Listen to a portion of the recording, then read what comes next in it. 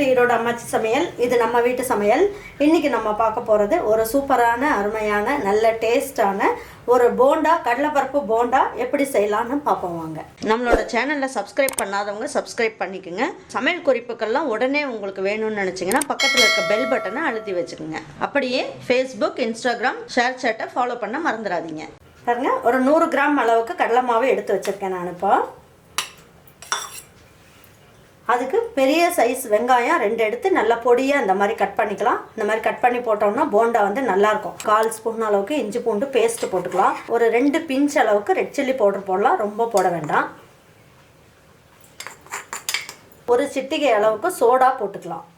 2 பச்சை மிளகாயை நல்லா பொடியாக கட் பண்ணி வச்சுருக்கேன், இதையும் போட்டுக்கலாம். உங்களுக்கு காரம் எந்த அளவுக்கு வேணுமோ பார்த்துட்டு போட்டுக்கோங்க. இதுக்கு தேவையான அளவுக்கு உப்பு போட்டுக்கலாம். அப்புறம் ஒரு 2 இனுக்கு கருவேப்பிலை போடலாம், அதை நல்லா பொடியாக கட் பண்ணி போட்டுக்கலாம். கொஞ்சம் நிறையா உங்களுக்கு எந்த அளவுக்கு கொத்தமல்லி பிடிக்குமோ அந்த அளவுக்கு நல்லா பொடியாக கட் பண்ணி போட்டுக்குங்க.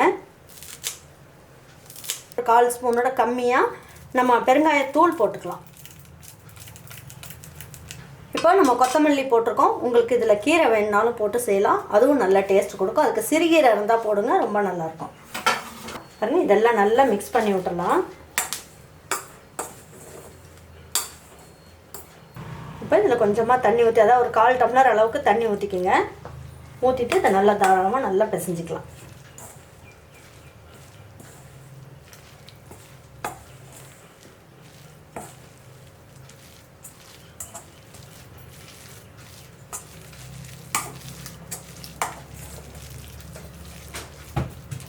இப்போ இது ஒரு 10 நிமிஷம் மட்டும் இருக்கட்டும். எண்ணெய் காயட்டும். காஞ்சதுக்கப்புறம் போண்டா நம்ம போட்டு எடுத்துடலாம்.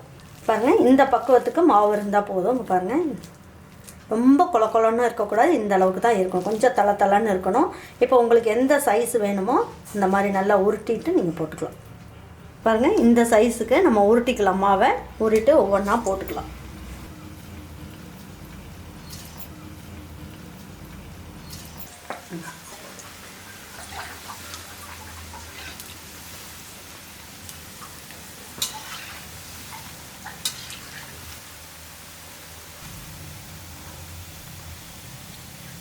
போண்டா நல்லா ஜம்முன்னு சூப்பராக வந்திருக்கு. நல்லா வெங்காயம்லாம் நிறைய போட்டதுனால பார்க்குறதுக்கே நல்லா இருக்குது. பாருங்கள் பாருங்கள், நல்லா சூப்பராக நல்லா வெந்துருச்சு. இதுதான் கரெக்டான பக்குவம். இப்போ இது எல்லாமே எடுத்துடலாம்.